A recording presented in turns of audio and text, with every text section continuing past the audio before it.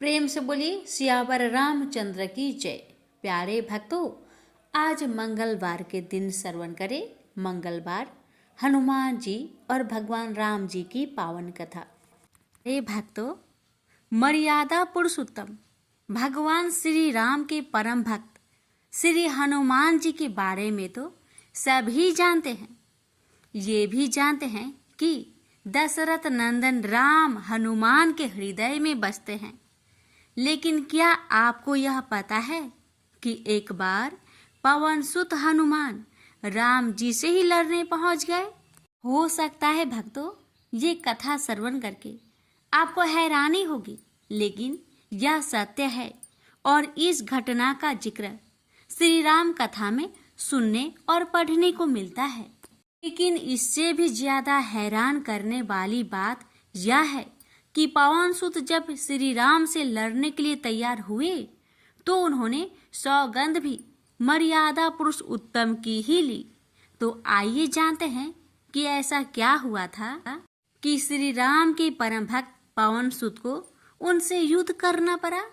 कथा मिलती है कि एक बार सेमरू पर्वत पर सभी संतों की सभा का आयोजन हुआ। केवर्त देश के राज संकुत भी उसी सभा में सभी संतों का आशीर्वाद लेने जा रहे थे। रास्ते में उन्हें देव ऋषि नारद मिले। राजा सुकंद ने उन्हें प्रणाम किया। इस पर श्री नारद जी ने उन्हें आशीर्वाद देकर यात्रा का प्रयोजन पूछा। राजा सुकंद ने उन्हें संत सभा के आयोजन की बात बताई। इस पर नारद मुनि ने कहा, अच्छा है, संतों की सभा में जरूर जाना चाहिए। ऐसा कहकर सुकंद को जाने का आदेश दिया। सुकंद जैसे ही सभा में जाने के लिए प्रस्थान करने लगे, तैसे ही नारद जी ने उन्हें आवाज दी। इसके बाद कहा कि जिस सभा में जा रहे हो उसमें सभी को प्रणाम करना, लेकिन ऋषि विश्वामित्र का अभिवादन बिल्कुल भी मत करना। इस पर सुकंद ने पूछा कि यह तो उचित नहीं है। तब श्री नारद जी ने कहा कि तुम भी राजा हो, वो भी पहले राजा ही थे, अब संत हो गए हैं, मत करना प्रणाम। राजा सुकंद ने किया भी ठीक वैसा ही। सभा के समाप्त होते ही विश्वामित्र जी श्री राम से मिलने पहुंचे। वहां पहुंचकर उन्होंने बताया कि उनका अपमान हुआ। वह इसे भूल भी जाते, लेकिन यह तो संत परंपरा का अपमान है। राम जी ने पूछा, गुरुजी क्या हुआ? तब विश्वामित्र जी ने कहा कि मेरा अपमान हुआ है। राम जी ने पूछा, किसने किया है? तब विश्वामित्र जी ने पूछा कि जानकर करोगे भी क्या? इस पर श्री राम जी ने कहा कि गुरुजी, आपके चरणों का सौगंध लेकर प्रतिज्ञा करता हूँ, जो सिर आपके चरणों में नहीं झुका है उसे काट दिया जाएगा। कल सुबह में उसका वध करूंगा। श्री राम की इस सौगंध का जैसे ही राजा सुकंद को पता चला, वह नारद मुनि को ढूंढने लगे। काफी देर तक वह परेशान रहे, लेकिन नारद मुनि उन्हें मिल ही नहीं रहे थे। व्याकुल होकर जब वह रोने लगे, तब नारद जी प्रकट हुए। सुकंद ने हाथ जोड़कर उन्हें सारी बात कह सुनाई, साथ ही प्राण दान की विनती की। इस पर नारद जी ने उन्हें माता अंजनी की शरण में जाने की सलाह दी। ये भी कहा कि अगर उन्होंने तुम्हें बचाने का वचन दे दिया तो तुम जरूर बच जाओगे, लेकिन यह भी कहा कि वह किसी को यह नहीं बताएंगे कि नारद जी ने उन्हें यह सलाह दी है। राजा सुकंद के रोने की आवाज सुनकर माता अंजनी बाहर पहुंची।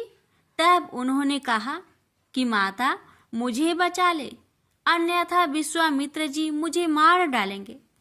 इस पर माता अंजनी ने सुकंद को उसके प्राण बचाने का वचन दिया। उन्होंने कहा कि तुम शरण में हो, तुम्हें कोई नहीं मार सकता। इसके बाद राजा सुकंद को विश्राम करने के लिए कहा। शाम ढले जब हनुमान जी माता अंजनी के पास पहुंचे तो उन्होंने सारी बात बताई, लेकिन सुकंद को बुलाने से पहले पवन सुत से सौगंध लेने को कहा।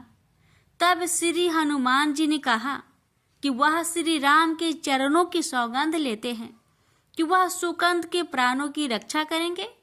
तब माता अंजनी ने राजा को बुलाया। हनुमान जी ने पूछा, कौन तुम्हें मारना चाहता है? तब सुकंद ने बताया कि श्री राम उन्हें मार डालेंगे। इतना सुनते ही माता अंजनी हैरान रह गई। उन्होंने कहा कि तुमने तो विश्वामित्र जी का नाम लिया था। तब राजा ने कहा कि नहीं, वो तो मरवा डालना चाहते हैं, लेकिन मारेंगे तो राम ही। हनुमान जी ने राजा सुकंद को उनकी राजधानी में छोड़ा और श्री राम के दरबार में पहुंचे। वहां पहुंचकर उन्होंने राम जी से पूछा कि वह कहाँ जा रहे हैं। तब मर्यादा पुरुषोत्तम ने बताया कि वह राजा सुकंद का वध करने जा रहे हैं। तब हनुमान जी ने कहा, प्रभु उसे मत मारिए। राम जी ने कहा कि वह तो अपने गुरु की सौगंध ले चुके हैं, आप पीछे नहीं हट सकते। हनुमान जी ने कहा, प्रभु मैंने उसके प्राणों की रक्षा के लिए अपने इष्ट देव यानी कि आपकी सौगंध ली है। तब राम जी कहते हैं, ठीक है, तुम अपना वचन निभाओ, मैं तो उसे मारूंगा। हनुमान जी राजा सुकंद को लेकर पर्वत पर पहुंचे और राम नाम का कीर्तन करने लगे। उधर राम जी राजा सुकंद को मारने के लिए उनकी राजधानी पहुंचे, लेकिन वह नहीं मिले। तो वह उन्हें ढूंढते हुए पर्वत पर पहुंचे। वहां हनुमान राम मंत्र का जप कर रहे थे। राम जी को देखते ही सुकंद डर गए। उन्होंने कहा कि अब तो राम जी उसे मार ही डालेंगे। वह बार बार हनुमान जी से पूछता कि बच जाएंगे हम। तब उन्होंने कहा कि राम मंत्र का जप करते रहो और निश्चिंत रहो, भगवान नाम पर पूरा भरोसा रखो। लेकिन वह काफी डरे हुए थे, तो हनुमान जी ने सुकंद को राम नाम मंत्र के घेरे में बैठा दिया। इसके बाद राम नाम जपने लगे। राम जी ने राजा सुकंद को देखकर जब बाण चलाना शुरू किया तो वह राम नाम के मंत्र के आगे विफल हो जाते। राम जी हताश हो गए कि क्या करे। यह दृश्य देखकर श्री लक्ष्मण जी को लगा कि हनुमान जी भगवान राम को परेशान कर रहे हैं, तो उन्होंने स्वयं ही हनुमान जी पर बाण चला दिया। लेकिन यह क्या, उस बाण से पवन सुत के बजाय श्री राम मूर्छित हो गए। यह देखते ही लक्ष्मण जी दौड़ पड़े और देखते ही कि बाण तो हनुमान जी पर चलाया था, लेकिन मूर्छित राम जी कैसे हो गए। तब उन्होंने देखा कि पवन सुत के हृदय में तो श्री राम बसते हैं। राम जी जैसे ही होश में आए, वह हनुमान जी की ओर दौड़ पड़े। उन्होंने देखा कि उनकी छाती से रक्त बह रहा है। वह हनुमान जी का दर्द देख नहीं पा रहे थे। वह बार बार उनकी छाती पर हाथ रखते और आंखें बंद कर लेते।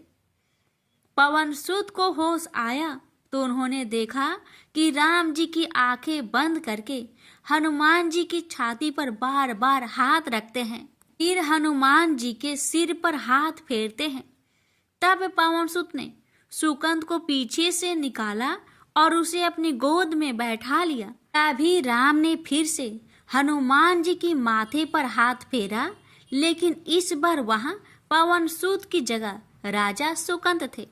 राम जी मुस्कुराए और हनुमान जी बोल उठे कि नाथ, अब तो आपने इनके सिर पर हाथ रख दिया है, अब तो सब कुछ आपके हाथ में ही है। इसकी मृत्यु भी और जीवन भी आप ही सुकंद की जीवन की रक्षा करे।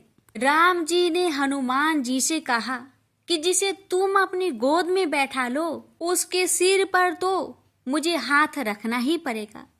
लेकिन गुरुजी को क्या जवाब देंगे? तभी हनुमान जी को विश्वामित्र जी सामने से आते दिखाई पड़े। उन्होंने राजा सुकंद से कहा कि जाओ, तब प्रणाम नहीं किया तो क्या हुआ, अब कर लो। राजा ने दौड़कर विश्वामित्र जी का अभिवादन किया। वह भी प्रसन्न हो गए और बोले, राम इसे क्षमा कर दो।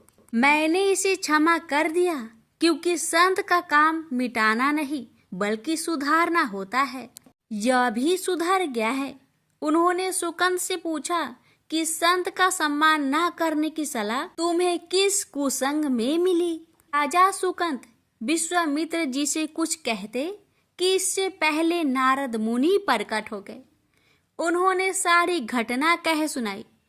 तब विश्वामित्र जी ने पूछा कि नारद, तुमने ऐसी सलाह क्यों दी?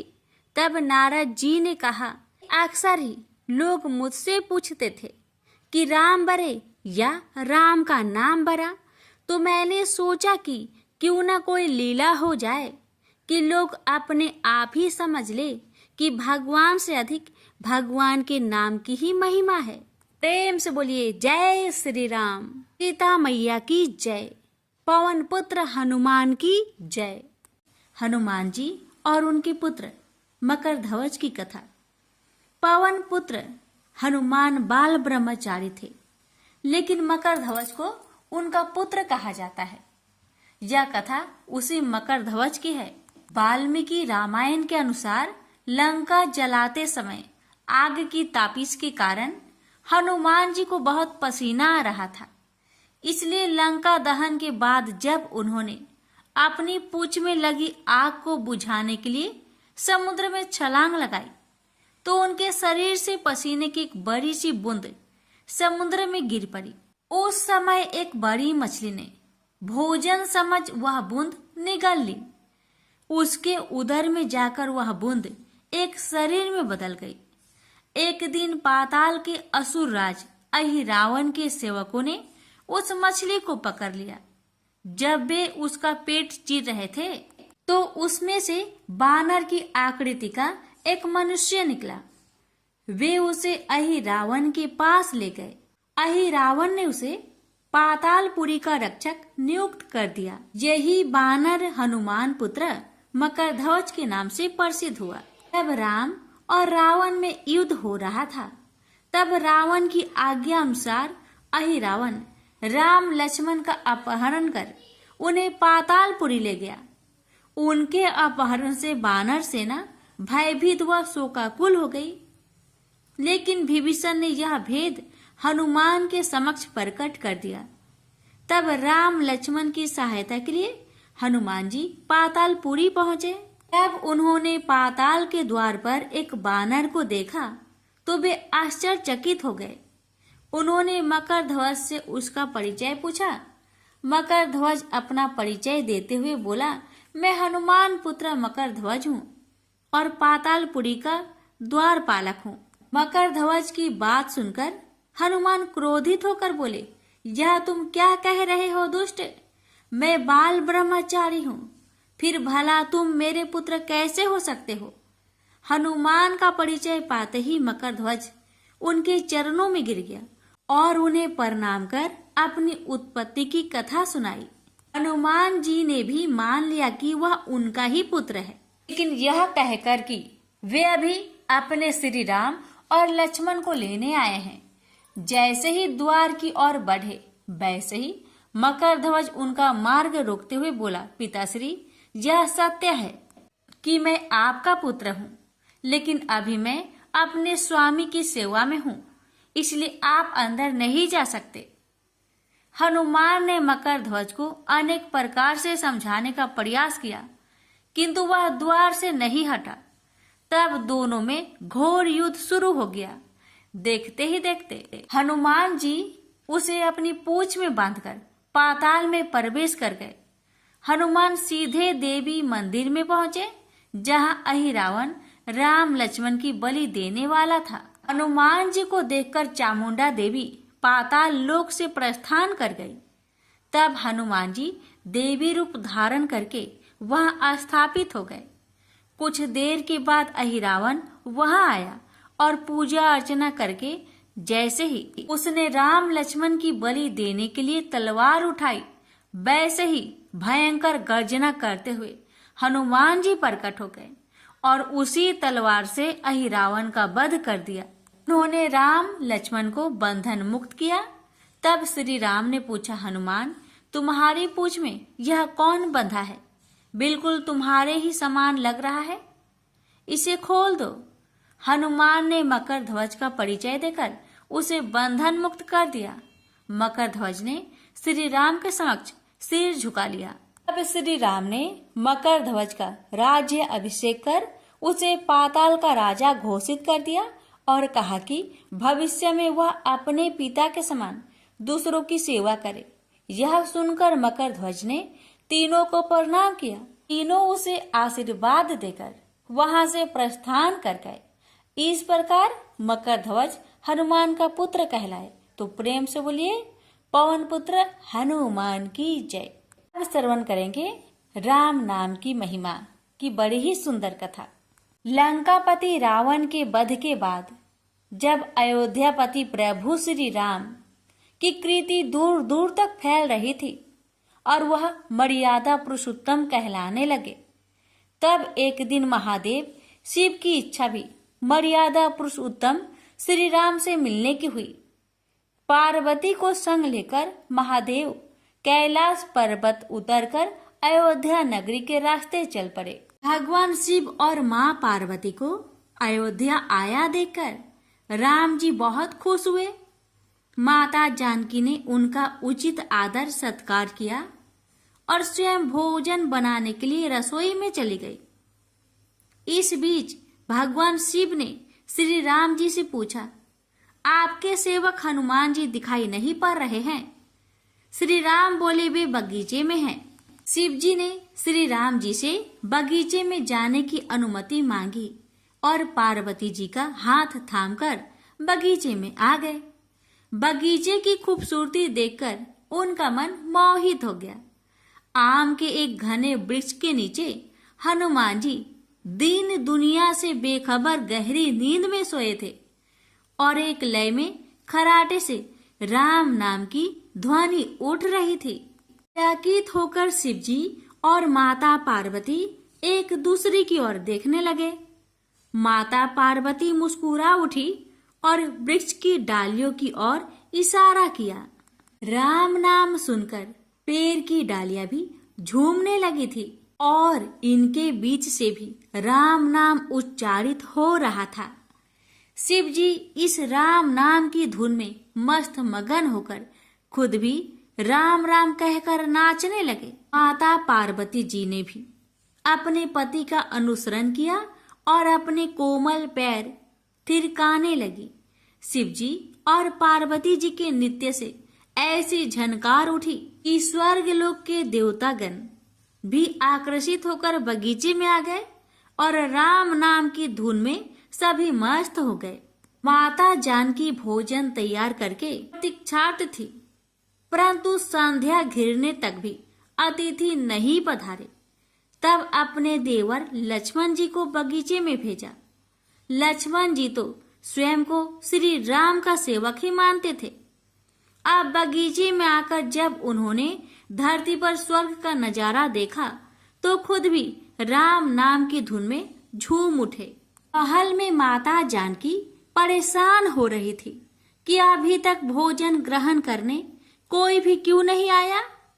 उन्होंने श्री राम जी से कहा, भोजन ठंडा हो रहा है, चलिए हम ही जाकर बगीचे में से सभी को ले आए।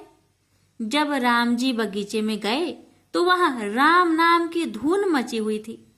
हनुमान जी गहरी नींद में सोए हुए थे और उनके खराटों से अभी तक राम नाम निकल रहा था। श्री राम भाव विहल हो उठे। राम जी ने हनुमान जी को नींद से जगाया और प्रेम से उनकी तरफ निहारने लगे। हनुमान जी प्रभु को आया देख शीघ्रता से उठ खड़े हुए। नित्य की सभा भंग हो गई। शिव जी खुले कंठ से हनुमान जी की राम भक्ति की सराहना करने लगे। हनुमान जी सकुचाए लेकिन मन ही मन खुश हो रहे थे। श्री सिया राम ने भोजन करने का आग्रह भगवान शिव जी से किया। तभी लोग महल में भोजन करने के लिए चल पड़े। माता जानकी भोजन परोसने लगी। हनुमान जी को भी श्री राम जी ने पंक्ति में बैठने का आदेश दिया। हनुमान जी बैठ तो गए परंतु आदत ऐसी थी कि राम जी के भोजन करने के उपरांत ही सभी लोग भोजन करते थे। आज श्री राम के आदेश से पहले भोजन करना पड़ रहा था। माता जानकी हनुमान जी को भोजन परोसती जा रही थी, पर हनुमान जी का पेट ही नहीं भर रहा था। सीता जी कुछ समय तक तो उन्हें भोजन परोसती रही, फिर समझ गई इस तरह से हनुमान जी का पेट नहीं भरेगा। उन्होंने तुलसी के एक पत्ते पर राम नाम लिखा और भोजन के साथ हनुमान जी को परोस दिया। तुलसी पत्र खाते ही हनुमान जी को संतुष्टि मिली और वह भोजन खाकर उठ खड़े हुए। भगवान शिव शंकर ने प्रसन्न होकर हनुमान जी को आशीर्वाद दिया कि आपकी राम भक्ति युगों युगों तक याद की जाएगी और आप संकट मोचन कहलाएंगे। प्रेम से बोलिए सिया रामचंद्र की जय। हर हर महादेव। माता पार्वती की जय। हनुमान जी की जय।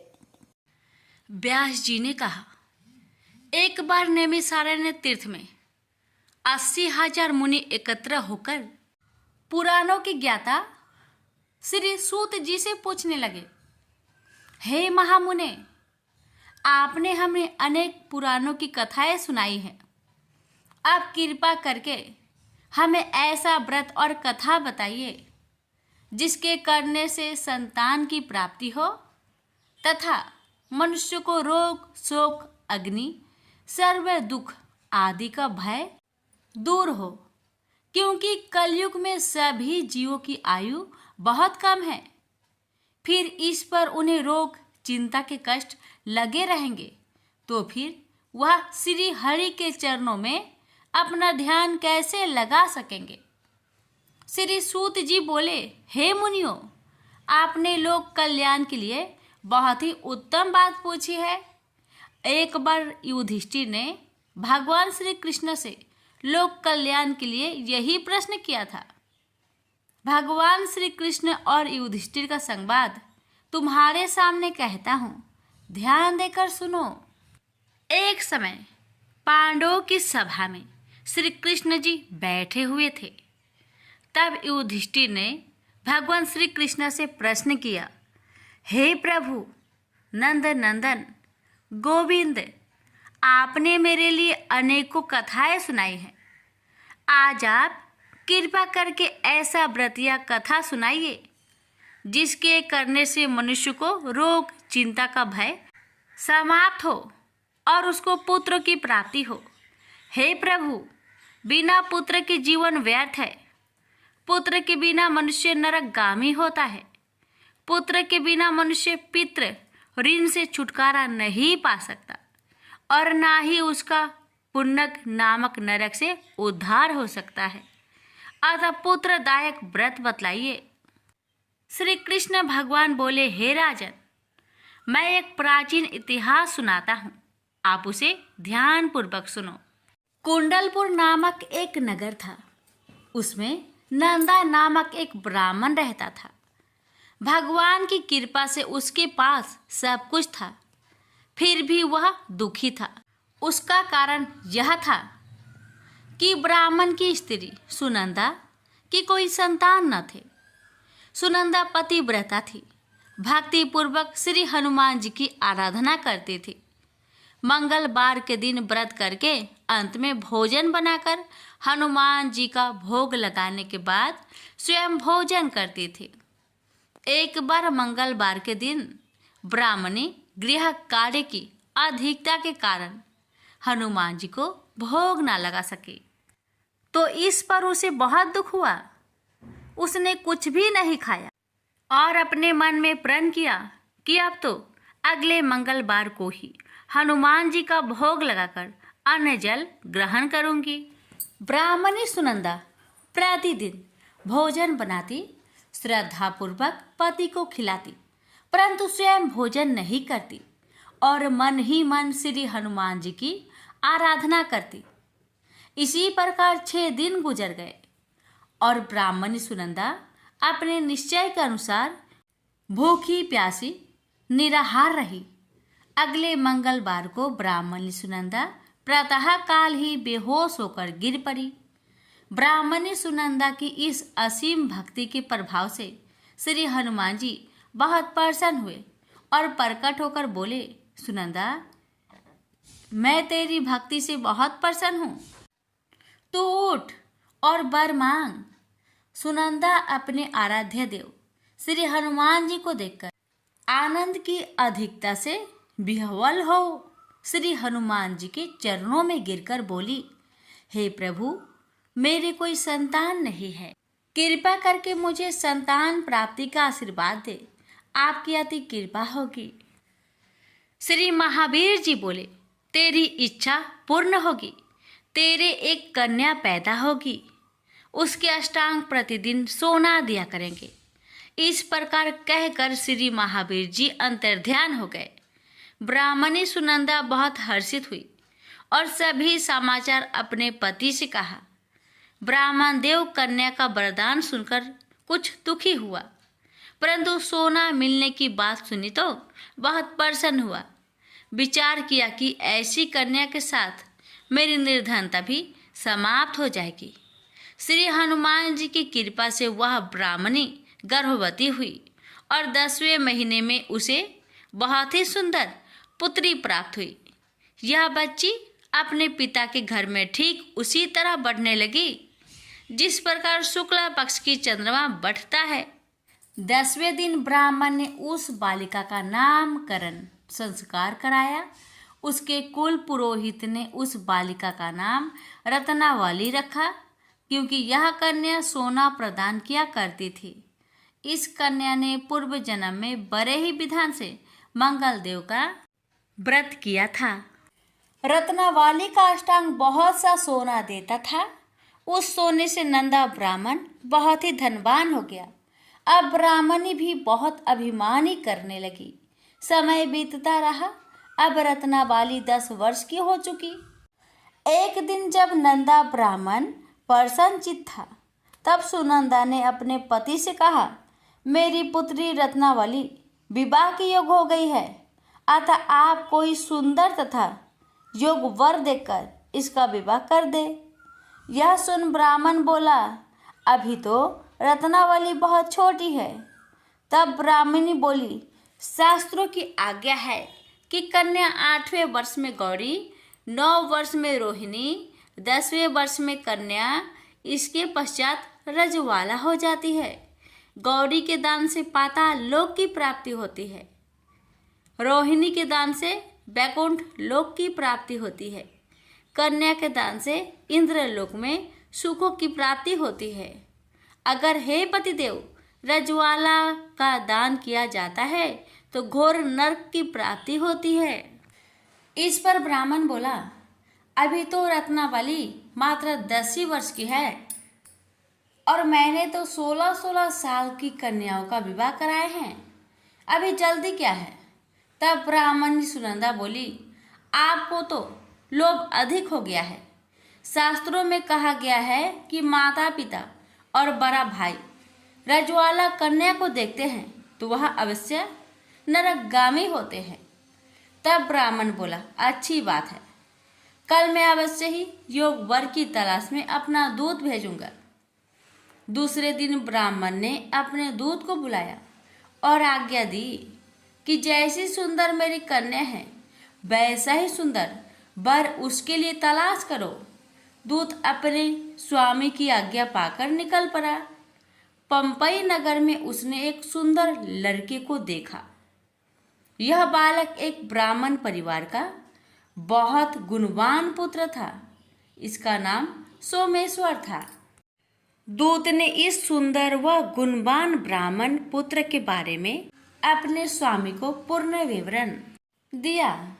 ब्राह्मण नंदा को भी सोमेश्वर अच्छा लगा और फिर शुभ मुहूर्त में विधि पूर्वक कन्यादान करके ब्राह्मण ब्राह्मणी संतुष्ट हुए।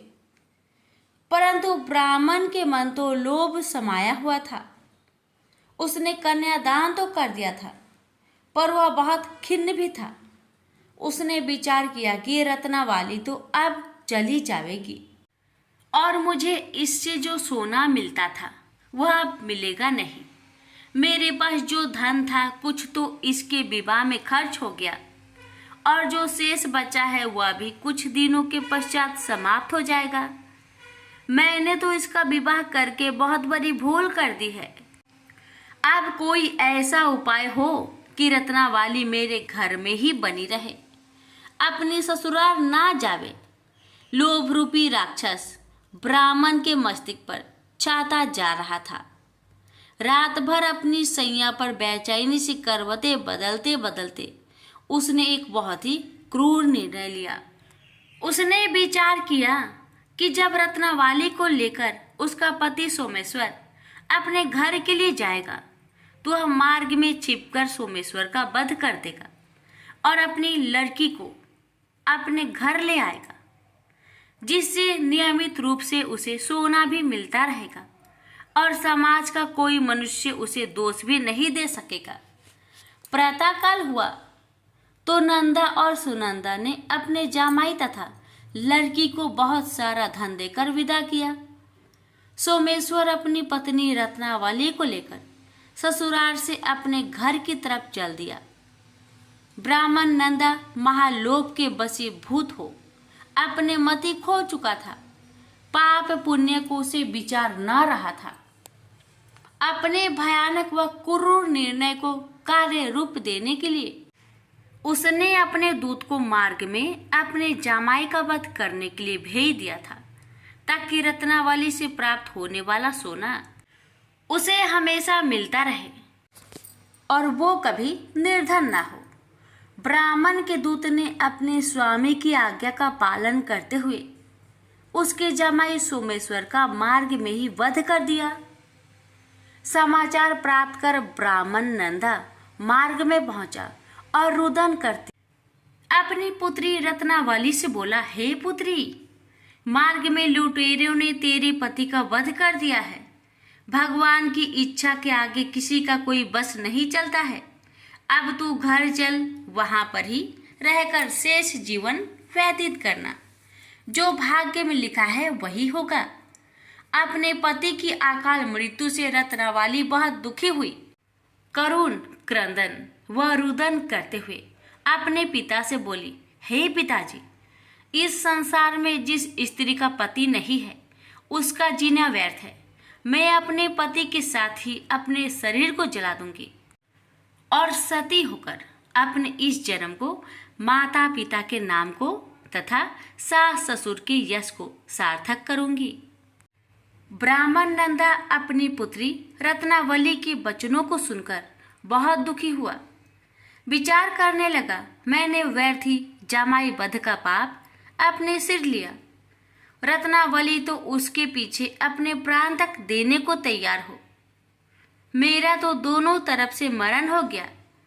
धन तो अब मिलेगा नहीं। जामाई वध के पाप के फलस्वरूप यम यातना भी भुगतनी पड़ेगी।